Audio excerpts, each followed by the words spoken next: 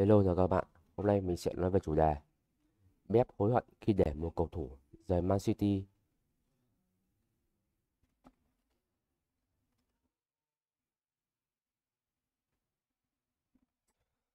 Huấn luyện viên Pep vô cùng hối tiếc khi để một cầu thủ chủ chốt của Man City ra đi vào mùa hè năm ngoái và những bản hợp đồng thay thế không thể lấp đầy được vị trí người này. Pep đã có rất nhiều quyết định chính xác trong chuyển nhượng, như ví dụ như việc mang về Johnson hay là Kevin De Bruyne.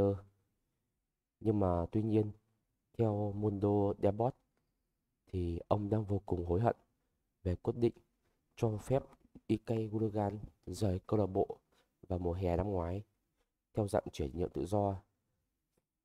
Một báo cáo cho biết Pep và Man City đã cảm thấy tiếc vì sự ra đi của Gundogan. Huấn luyện viên nhớ sự hiện diện, lối chơi và tác động của anh ấy.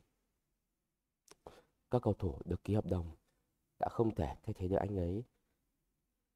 Huấn luyện viên Pep không muốn để Gundogan ra đi, nhưng ban lãnh đạo Man City đã không quyết liệt trong việc gia hạn hợp đồng. Và bây giờ thì họ đã cảm thấy sự thiếu vắng khi không có cầu thủ này trong đội hình. Gundogan gia nhập Barcelona sau khi hết hạn hợp đồng tại Etihad. Cầu thủ người Đức này đã ghi 5 bàn và 7 đường kiến tạo ở La Liga mùa này. Và ở bối cảnh khác thì Man City đã ký hợp đồng với Nunez và Kovacic vào mùa hè năm ngoái để thay thế cầu thủ người Đức. Tuy nhiên thì cả hai đều không thực sự tạo ra tác động tương tự như Gundogan đối với đội bóng của mình. Cầu thủ người Đức là một trong những đội trưởng của Man City rất cần thiết trong phòng thay đồ cũng như là trên sân. Anh ấy rất thông minh, di chuyển linh hoạt giữa các tuyến, một chuyên gia chuyền bóng và sẵn sàng ghi những bàn thắng quan trọng.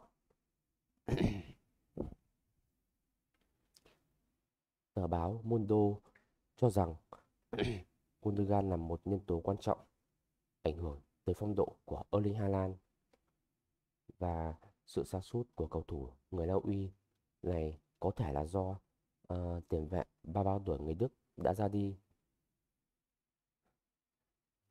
Tờ Mundo đã kết luận rằng các bàn thắng của anh ấy luôn giúp Man City có được thế trận dễ dàng.